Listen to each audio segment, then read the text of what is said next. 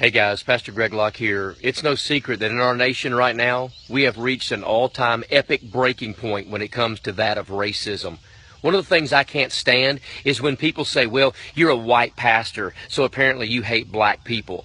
Let me give you the skinny on what I think about black people. Let me be very plain when I say that racism is the most evil, wicked, and ungodly invention that has ever been birthed out of the belly of hell. God does not stand for racism one single bit. Acts 17 plainly says that all men on the earth are created of one blood. The gospel of Jesus Christ is a message of hope to all nations. Red and yellow, black and white, they're all precious in His sight.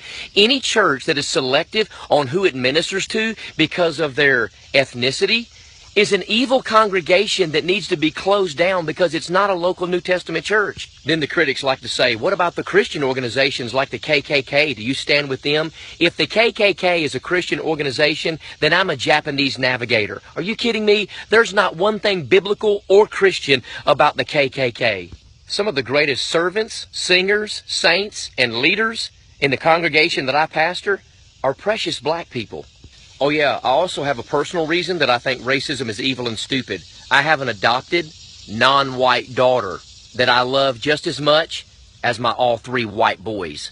So yes, we have reached a racial tipping point in the United States. Slavery was evil. There's no way around that. But listen, ladies and gentlemen, I've never owned a slave, and you've never been one. So that does not need to be a source of our contention. So here's a truth that some people don't want to hear, but it's still the truth nonetheless. The biggest race baiters in the United States of America is the liberal media, especially CNN. They want us shooting each other. They want us killing each other. They want civil unrest, ladies and gentlemen. There is no way around that fact. Let's not give in to their progressive agenda. We need to love one another. Racial reconciliation is something that we can see in this generation. A number of years ago, I was invited to a church in Alabama, and when I arrived, I found out the reason they didn't have a pastor is because they had fired him for allowing a black missionary to speak and share his ministry on a Wednesday night. I was livid. I couldn't believe it, but I was already there, so what was I to do? So I prayed and got up in the pulpit that night. I told my wife, buckle your seatbelt, and I preached on Philip reaching the Ethiopian eunuch. You could have heard a pin drop.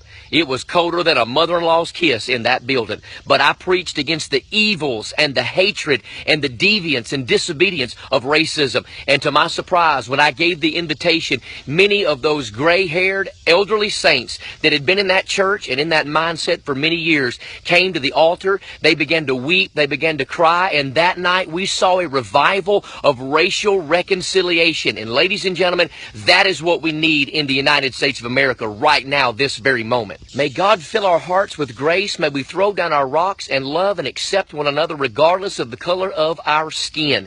If you call God Father, and if I as a Christian call God Father, it doesn't matter what color we are. That makes us brothers and sisters in the Lord. So let's get along and act like a family. So don't believe the hype. It's time black people and white people get along like real people. Share this video because we need to let this nation know we are not buying into their race-baiting foolishness.